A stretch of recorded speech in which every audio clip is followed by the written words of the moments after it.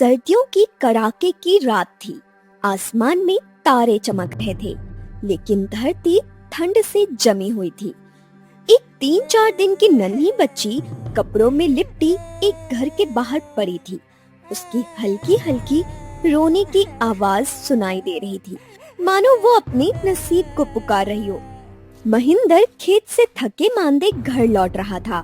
जैसे ही उसकी नजर बच्ची पर पड़ी, वो ठिठक गया। हे भगवान, इतनी ठंड में ये मासूम यहाँ कैसे पड़ी है? रे रे रे रे रे, कैसे निर्दयी लोग हैं जो इसे यहाँ अकेला छोड़कर चले गए। बाप रे बाप। उन्होंने धीरे धीरे बच्ची को उठाया। नन्ही जान ठंड से कांप रही थी। महेंद्र का दिल पिघल गया।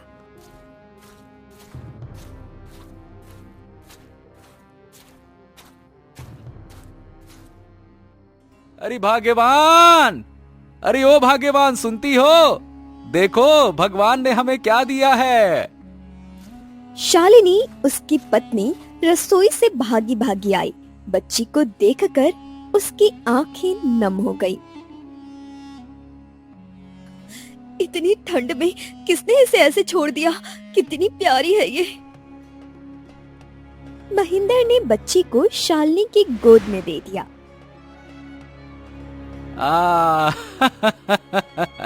अरे शायद भगवान ने हमारी सूनी गोद को भरने के लिए ही इसे भेजा है। देखो तो कितनी प्यारी बिटिया है। अब से ये हमारी बिटिया है।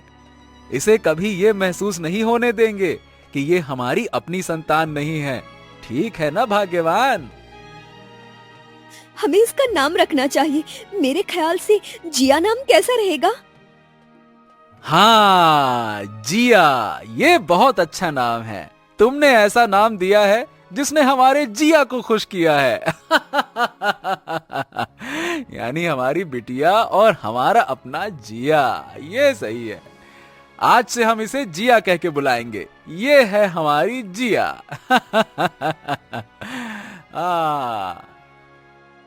शालिनी ने बच्चे को गले से लगा लिया। उसकी ममता उमड़ पड़ी। गांव के चौपाल पर 4-5 आदमी बैठे थे। महेंद्र और शालिनी द्वारा बच्ची को अपनाने की चर्चा हो रही थी। अरे राम राम राम, आखिरकार ये होगा कौन जिसने इस नन्ही सी बिटिया को इतनी सर्दी भरी रात में छोड़ दिया? अरे कैसे निर्दयी लोग हैं इस दुनिया में। अरे बिल्कुल सही कहा। ये तो मेरा सुनकर ही दिल बैठ गया। इतनी छोटी सी नन्ही सी प्यारी सी गुड़िया अगर महेंद्र समय पर ना देखता तो पता नहीं क्या हो जाता। महेंद्र और शालिनी ने उसे अपनाया है। खुद उनकी कोई औलाद नहीं है, लेकिन इतनी ममता दिखाकर उस बच्ची की जिंदगी बदल दी है। सच में बड़े नेक इंसान हैं ये दोनों। अरे ये सोचो, अगर वो बच्ची मर जाती तो? है? हाँ, शालिनी और महेंद्र ने भगवान का काम किया है, भगवान का। इस गांव में ऐसे लोग आज भी हैं, ये सोचकर बड़ा गर्व होता है। हाँ। हाँ, बिल्कुल सही कहा। और सोचने वाली बात ये है कि जिसने बच्ची को छोड़ा उसका दिल तो पत्थर का ही होगा। मुझे मिल जाए तो मैं तो ऐसे मार मार के उसको लटा लटा के लुटा दूं मैं। बड़ा आया। अरे भैया, जब बच्ची पालना नहीं था तो पैदा काहे कर लिए? है क्या वो जानता नहीं था क्या कि उसकी गलती की वजह से एक मासूम की जान भी जा सकती है? सही कह रहे हो। मिल जाए तो ऐसा कूटे उसको कि दिमाग ठीक हो जाए। लेकिन महेंद्र और शालिनी ने साबित कर दिया है कि असली माँ बाप वो होता है जो बच्चे को दिल से अपनाता है। अब ये बच्ची उनके घर की रौनक बनेगी, रौनक। हाँ, और ये भी तो देखो, ये बच्ची कितनी प्यारी है। उसने तो पूरे गांव का दिल जीत लिया है। भगवान उसकी उम्र लंबी करे। जैसे जैसे जिया बड़ी हुई, उसने अपने माता पिता के त्याग और स्नेह को महसूस किया।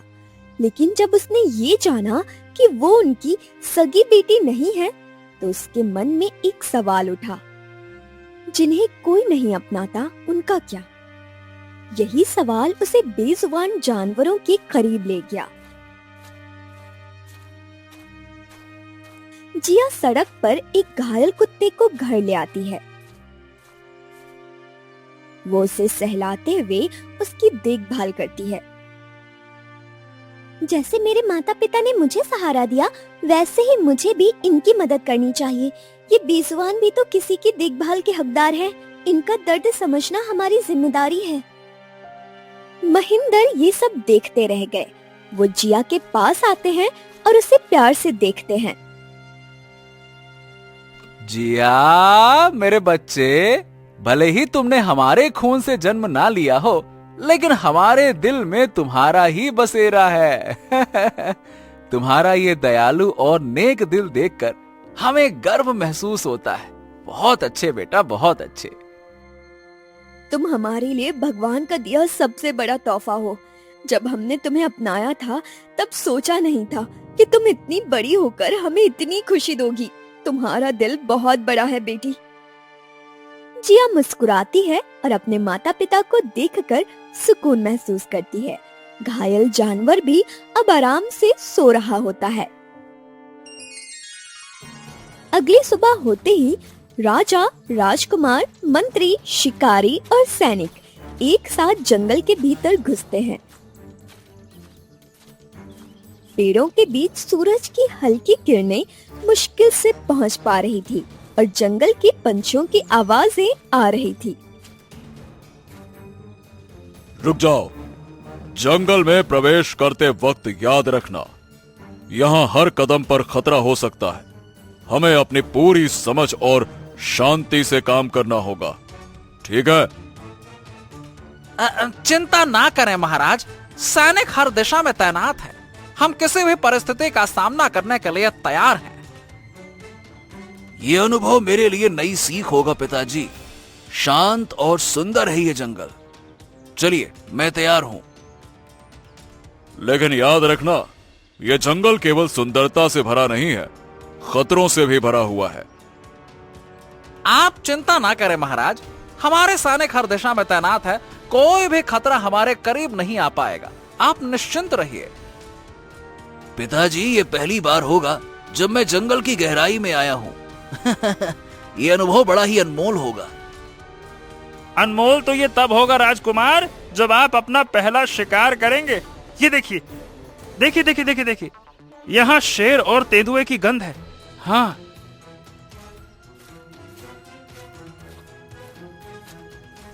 जिया अपने घर के पास घायल जानवरों की देखभाल कर रही थी। तभी वो दूर से जंगल में शोर सुनती है। वो पेड़ों के बीच छिपकर देखती है कि राजा, राजकुमार, मंत्री, शिकार और सैनिक शिकार के लिए जंगल में घुस रहे हैं। ये राजा और उनके लोग हैं। ये जंगल क्यों आए हैं? कहीं ये शिकार करने तो नहीं आए? जिया जल्दी से अपने घर भागती है और अपनी माँ शालिनी और पिता महिंदर को सब बताती है। माँ, बाबा, राजा और उनके लोग जंगल में आए हैं। लगता है वे शिकार करने आए हैं। ये गलत है, हमें कुछ करना होगा। हाँ बेटी, राजा का सामना करना आसान नहीं है। उनके फैसले पर सवाल उठाना हमारी ताकत से बाहर है। जिया, मैं जानती हूँ कि तुम्हारा दिल इन बेजुबान के लिए कितना दुखी है, लेकिन राजा के सामने जाने से पहले सोचो, वो गुस्से में कुछ भी कर सकते हैं। माँ, बाबा, अगर मैंने कुछ नहीं किया तो ये जानवर मारे जाएंगे। मुझे रोकने दीजिए। ये जंगल उनका घर है और मैं इसे बचाऊंगी। जिया बिना रुके जंगल की ओर दौड़ती है। राजा और उनका दल शिकार की तैयारी में है। शिकारी जमीन को सूंघकर कुछ निशान दिखाता है। राजकुमार, ये आपके पहले शिकार का दिन होगा। देखिए, यहाँ शेर और तेंदुए की गंध है। बस थोड़ा और आगे चलिए। हाँ, सही कहा, लेकिन याद रखना, ये जंगल उनकी दुनिया है। हमें सतर्क रहना होगा। तभी जिया उनके सामने आ जाती है।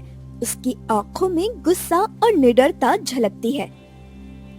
महाराज, कृपया शिकार मत कीजिए। ये जंगल जानवरों का घर है, उन्हें भी जीने का अधिकार है। तुम कौन हो जो मेरे आदेशों पर सवाल उठा रही हो? क्या नाम है तुम्हारा? बोलो। मेरा नाम जिया है महाराज, और मैं ये मानती हूँ कि हमें जानवरों की रक्षा करनी चाहिए, ना कि उन्हें मारना चाहिए। और तुम्हें क्या लगता है कि यह जंगल हमारी वीरता का परीक्षण है? शिकार हमारी परंपरा का हिस्सा है। ये हमारी संस्कृति का सम्मान है, सम्मान। तुम एक लड़की होकर हमारी परंपराओं पे सवाल उठा रही हो। ये तुम्हारे लिए ठीक नहीं होगा लड़की, समझे? तभी महेंद्र और शालिनी दौड़ते हुए वहां पहुंचते हैं। दोनों राजा के सामने सिर झुका लेते हैं। महाराज, कृपया हमारी बेटी को माफ कर दीजिए। वो बस अपने दिल की बात कह रही थी, उसकी कोई गलत मंशा नहीं थी। ये छोटी है महाराज, इसे आपकी परंपराओं का गहराई से नहीं पता है। इसे क्षमा कर दीजिए, हम इसे समझा देंगे। कृपया करके इसे माफ कर दीजिए, माफ कर दीजिए।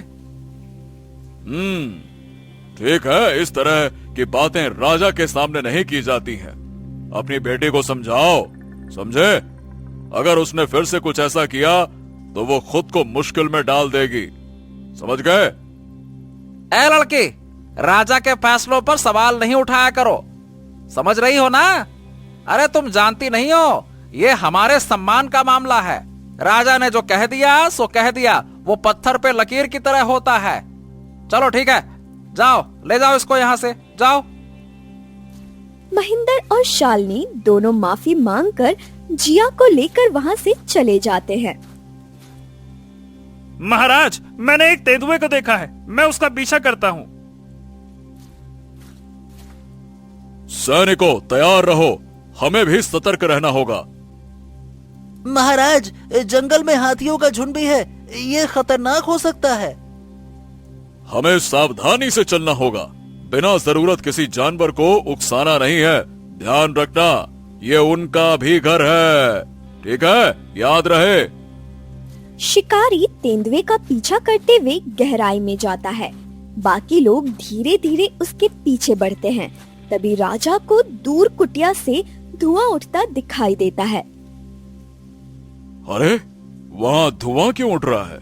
क्या किसी साधु की कुटिया हो सकती है क्या? हाँ, शायद हो सकता है महाराज, ये कुटिया किसी साधु की हो सकती है। हमें वहां चलना चाहिए महाराज, उनका आशीर्वाद लेकर हम सभी आगे बढ़ेंगे। चलिए। ठीक है, चलो। शायद हमें जंगल के बारे में कुछ और जानकारी मिल जाए। चलो, आ जाओ। राजा, मंत्री और सैनिक कुटिया की ओर बढ़ते हैं। कुटिया के पास पहुंचने पर साधु उन्हें देख मुस्कुराते हुए स्वागत करते हैं। हे राजन, स्वागत है आपका। इस जंगल में कई खतरनाक जानवर हैं, विशेष रूप से एक बाघ इन दिनों आसपास देखा गया है। कृपया सावधान रहें उससे। साधु महाराज, आपकी चेतावनी के लिए धन्यवाद। हम सतर्क रहेंगे अवश्य ही। साधु महाराज, ये बाघ जो है वो कितना खतरनाक है, क्योंकि उसी का शिकार आज मैं करूंगा। क्यों पिताजी? वो बहुत तेज और चतुर है, कई बार शिकारी भी उससे बच नहीं पाते। याद रखना। राजकुमार, मैं आपको शिकार पर जाने से रोकता हूँ। ये जंगल जीवों का घर है, उनकी हत्या से केवल विनाश होगा। कृपया इस जंगल की शांति भंग ना करें। साधु महाराज, मैं आपकी बात समझता हूं, लेकिन ये हमारा अधिकार है। हम यहाँ अपने राज्य की सुरक्षा के लिए आए हैं और हमारी पुरानी परंपरा है, शिकार जरूरी है। राजा और राजकुमार साधु से विदा लेकर कुटिया से निकलते हैं और जंगल की गहराइयों में शिकार के लिए बढ़ते हैं। जंगल में पहुंचकर टोली को 2 हिस्सों में बांट दिया जाता है। राजा और राजकुमार एक दिशा में जाते हैं, जबकि सैनिक और शिकारी दूसरी ओर। तभी एक सैनिक गलती से बाकी दल से अलग हो जाता है। वो चारों ओर देखता है, लेकिन जंगल की घनी छाया और अजीब आवाजें उसे और घबरा देती है। ये आवाजें, बाघ, हाथी, अरे मैं कहाँ आ गया? मैं कहाँ आ गया? ये क्या हो रहा है? ये क्या हो रहा है? सैनिक को दूर से बाघ की दहाड़ और हाथियों की चिंगार सुनाई देती है। डर के मारे वो दौड़ने लगता है। घबराहट में वो जंगल के और गहरे हिस्से में चला जाता है, जहाँ रास्ता और भी अनजान और डरावना हो जाता है। महाराज, एक सैनिक हमसे बिछड़ गया है। क्या? अरे कहाँ गया वो? शायद गहरे जंगल में चला गया होगा महाराज। हाँ तो ठीक है, हम सभी को उसे ढूंढना होगा। उसे किसी भी हालत में वापस लाना होगा। सैनिक, राजा और राजकुमार उस खोए हुए सैनिक को ढूंढने की कोशिश करते हैं। घना जंगल, अंधेरा और खतरनाक आवाजें माहौल को और गंभीर बना रही है। तभी एक और समस्या खड़ी हो जाती है। महाराज, राजकुमार भी कहीं दिखाई नहीं दे रहे। क्या? अरे ये राजकुमार कहाँ चले गए? क्या हो गया राजकुमार को? महाराज, ये तो बहुत ही गंभीर स्थिति है। राजकुमार को ढूंढना तो हमारी पहली प्राथमिकता होनी चाहिए, अति आवश्यक होगा। सैनिकों, ढूंढते ढूंढते राजकुमार भी खो गए। अगर उन्हें कुछ हुआ तो मैं कभी खुद को माफ नहीं कर पाऊंगा। राजकुमार को ढूंढने के लिए जल्दी से योजना बनाई जाए। राजा और मंत्री जल्दी से नई योजना बनाते हैं। सुनो, ठीक है, हर दल जंगल के अलग अलग हिस्से में खोज करेगा। किसी भी हालत में राजकुमार और सैनिकों को वापस लाना होगा। सैनिक और मंत्री अपनी अपनी दिशा में ढूंढने निकलते हैं, लेकिन घने जंगल और जंगली जानवर और अंधेरे के कारण खोज बेहद कठिन हो जाती है। घंटों ढूंढने के बाद कोई सफलता नहीं मिलती। राजा और मंत्री बेहद परेशान हो जाते हैं। राजा अपनी टोली के साथ पास के गांव पहुंचते हैं। मेरे पुत्र राजकुमार और एक सैनिक जंगल में कहीं खो गए हैं। हमने हर जगह ढूंढा, लेकिन वो कहीं नहीं मिले। क्या आप हमारी मदद कर सकते हैं? महाराज, हम जंगल के रास्तों और जानवरों के व्यवहार से परिचित हैं। हम आपकी मदद जरूर करेंगे। महाराज, आप जंगल में खोए हुए लोगों को ढूंढ रहे हैं, हम आपकी सहायता करेंगे। हम जंगल के उन रास्तों पर जाएंगे जहां आमतौर पर लोग भटक जाते हैं। शायद हमें कोई सुराग मिल जाए, लेकिन हम सबको मिलकर ढूंढना होगा। ठीक है महाराज, हमें तुरंत उस दिशा में जाना होगा। महाराज, हम हमारे दोस्त जो कुत्ता है, हम उसे प्यार से राजू कहते हैं, उसकी भी मदद ले सकते हैं। हम उसकी मदद से उस दिशा का पता लगाएंगे जहां सैनिक गए हो सकते हैं। ग्रामीणों और जिया का परिवार राजा के साथ मिलकर राजा के सैनिक और राजकुमार को ढूंढने के लिए निकल जाते हैं। जंगल में रात का अंधेरा गहराता जाता है। चांदनी की हल्की रोशनी के बीच राजा, जिया, ग्रामीण और सैनिक गुफा के पास पहुंचते हैं। तभी गुफा के अंदर से हल्की आवाजें आती है।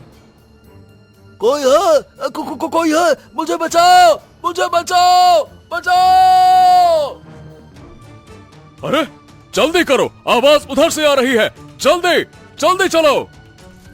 सभी लोग तेजी से गुफा की ओर बढ़ते हैं। जैसे ही वो अंदर जाते हैं, सभी का दिल दहल जाता है। वहाँ सैनिक का शव पड़ा हुआ था। उसके शरीर पर बाघ के पंजों के निशान और चोटों के घाव हैं। ये क्या हो गया? अरे हम समय पर क्यों नहीं पहुंच सके? महाराज, यह जंगल की क्रूरता है। शायद बाघ ने उस पर हमला किया होगा। काश हम उसे बचा सकते। हम जंगल को जानते थे, फिर भी समय पर नहीं पहुंचे। ये मेरे लिए असहनीय है। एक सैनिक खो गया और अब राजकुमार भी। अगर मेरे पुत्र को कुछ हो गया ना तो। महाराज महाराज महाराज, शांत हो जाइए, शांत हो जाइए। हम राजकुमार को ढूंढने के लिए सब कुछ करेंगे, लेकिन उन्हें ढूंढ कर लाएंगे। आप निश्चिंत रहिए, निश्चिंत रहिए। अंधेरी रात में सभी लोग गुफा के पास ही ठहरने का निर्णय लेते हैं। एक सुरक्षित जगह चुनकर आग फैलाई जाती है। वातावरण में भारी सन्नाटा और चिंता है। महाराज, हमने खाने की व्यवस्था की है, कृपया कुछ खा ले। नहीं, मुझसे खाना नहीं खाया जाएगा। मेरा पुत्र अभी भी इस जंगल में कहीं खोया हुआ है और एक सैनिक की जान चली गई है। नहीं नहीं नहीं नहीं, मैं इस बोझ के साथ भला खाना कैसे खा सकता हूं? महाराज, हमें आपकी हिम्मत की जरूरत है। अगर आप कमजोर पड़े तो हम कैसे आगे बढ़ेंगे? आप ये भी तो सोचिए। महाराज, यह समय धैर्य और योजना का है। हमें मिलकर राजकुमार को बचाने के लिए पूरी ताकत लगानी होगी। ये रात मेरे लिए सबसे कठिन है। हर क्षण मेरा मन कहता है कि मेरे पुत्र पर कोई संकट मंडरा रहा है। महाराज, हमें उम्मीद नहीं छोड़नी चाहिए। राजू हमारी मदद करेगा। हमें सुबह होते ही फिर से खोज शुरू करनी होगी। हम सब आपके साथ हैं महाराज।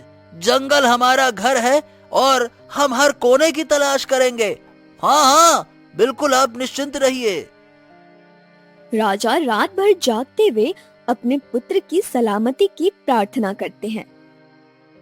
हे ईश्वर, मेरे पुत्र को सुरक्षित रखना। मैं उसे इस जंगल से वापस ले जाऊंगा, चाहे कुछ भी हो जाए।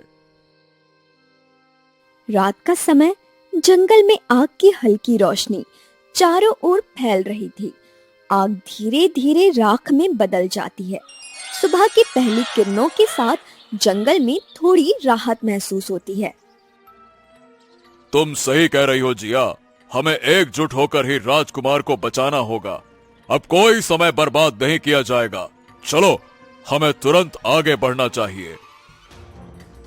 जिया, राजू, राजा, मंत्री और सैनिक तेजी से उस दिशा में बढ़ते हैं जहां राजू उन्हें इशारा करता है। जंगल के खतरों और अजीब आवाजों के बीच वे सावधानी से चलते हैं। ठीक है, कुत्ते की मदद से हम राजकुमार को ढूंढ लेंगे। कोई भी चूक अब घातक हो सकती है। जल्दी करो, चलो। सब तेजी से आगे बढ़ते हैं। रास्ते में पंछियों की चहचहाहट और जानवरों की आहट जंगल की रहस्यमयता को और गहरा कर देती है। महाराज, देखिए, राजकुमार उस पेड़ पर है। राजा राजकुमार को पेड़ की ऊंची टहनी पर देखते हैं। नीचे शिकारी जानवरों का झुंड घात लगाए बैठा है। राजा का चेहरा चिंता और दर्द से भर जाता है। हाँ, हे भगवान, हाँ, मेरा पुत्र। लेकिन नीचे इतने सारे जानवर। हाँ, अब महाराज, यह तो बहुत ही खतरनाक स्थिति है। अगर जानवरों को भड़काया गया तो राजकुमार की जान खतरे में पड़ सकती है। हमें सोच समझकर कदम उठाना होगा। जानवरों का ध्यान भटकाना ही एकमात्र उपाय है। अरे, हम कोई गलती नहीं कर सकते। हमें राजकुमार को बचाने का हर संभव प्रयास करना होगा। सावधानी से योजना बनाओ, चाहे जो कुछ हो जाए, सावधानी से, याद रखना। महाराज, हम सब मिलकर ये कर सकते हैं, लेकिन हमें समझदारी और धैर्य से काम लेना होगा। राजू के पास एक योजना है। राजू, ये कुत्ता हमें रास्ता दिखाएगा? जी महाराज, राजू ने हमें कभी निराश नहीं किया। वो जानवरों का ध्यान भटकाने में हमारी मदद करेगा। हम आग जलाने का इंतजाम कर रहे हैं महाराज। धुआं और गंध जानवरों को खींच लेगा। साथ ही हम आवाजें निकालकर उनका ध्यान और भटकाएंगे। आप निश्चिंत रहिए। हाँ, ये योजना जोखिम भरी है, लेकिन ये हमारे पास आखिरी मौका है। सभी को अपनी अपनी जगह संभालनी होगी, कोई गलती ना हो, ध्यान रखना। राजू, अब तुम्हें अपनी सबसे बड़ी जिम्मेदारी निभानी है। हम सबको तुम पर भरोसा है। राजू जोर से भौंकता है, मानो अपनी सहमति दे रहा हो। सैनिक और ग्रामीण सूखी लकड़ियों को इकट्ठा कर आग जलाते हैं। आग से उठते धुएं जानवरों का ध्यान भटकने लगता है। राजू दौड़कर जानवरों को उस दिशा में खींचने की कोशिश करता है जहां आग जली है। ये धुआं और गंध जरूर काम करेगा। जल्दी करो, जल्दी जल्दी। हाँ, जानवर हटने लगे हैं। वाह! राजकुमार पेड़ से सुरक्षित नीचे उतर जाते हैं।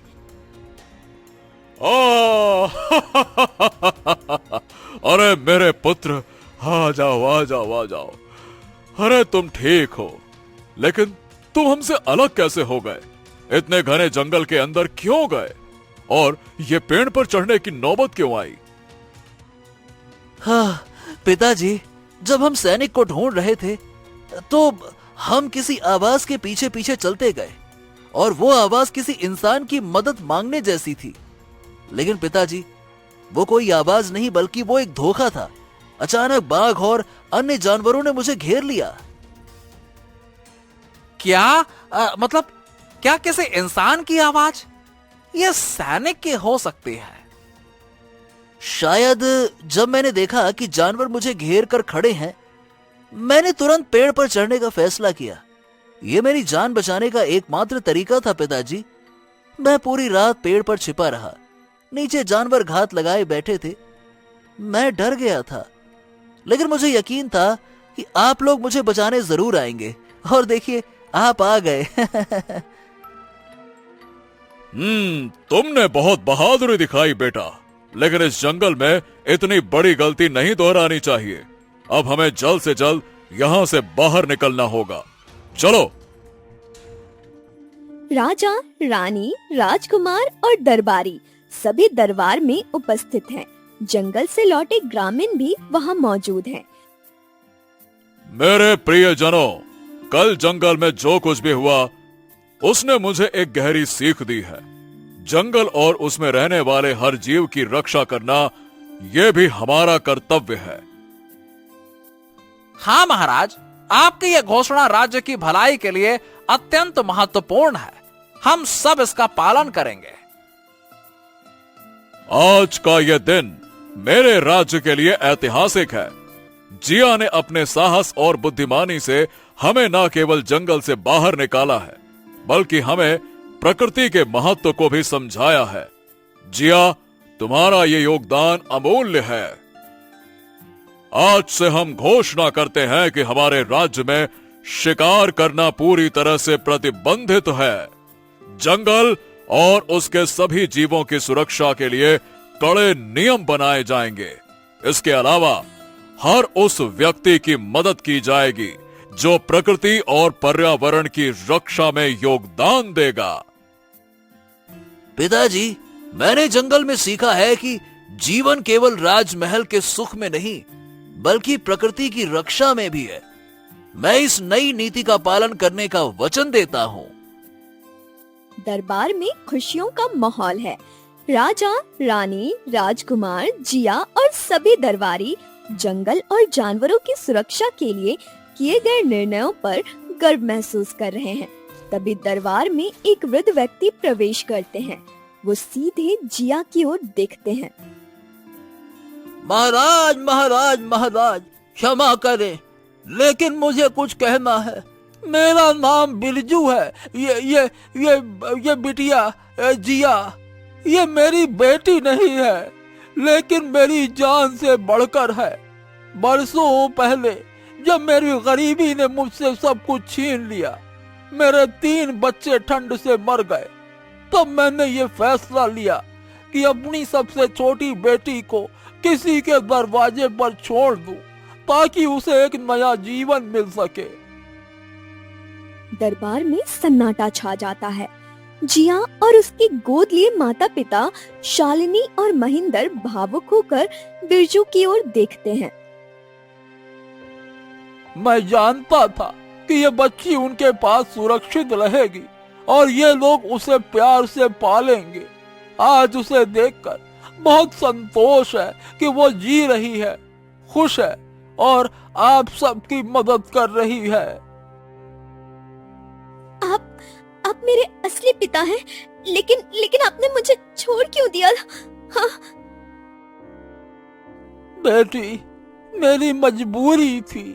मेरे पास न खाना था न कपड़े। ठंड ने मेरे 3 बच्चों को मुझसे छीन लिया था।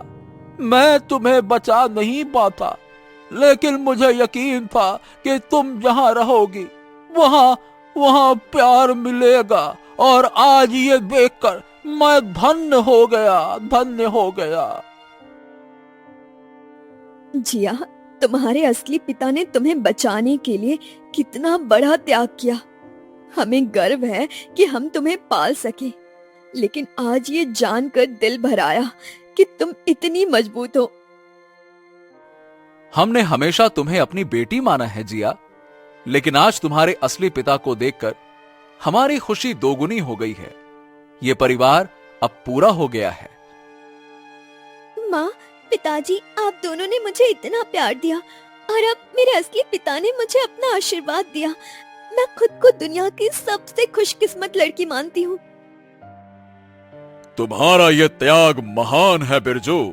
तुमने हमें यह सिखाया कि एक पिता अपने बच्चों के लिए किसी भी हद तक जा सकता है।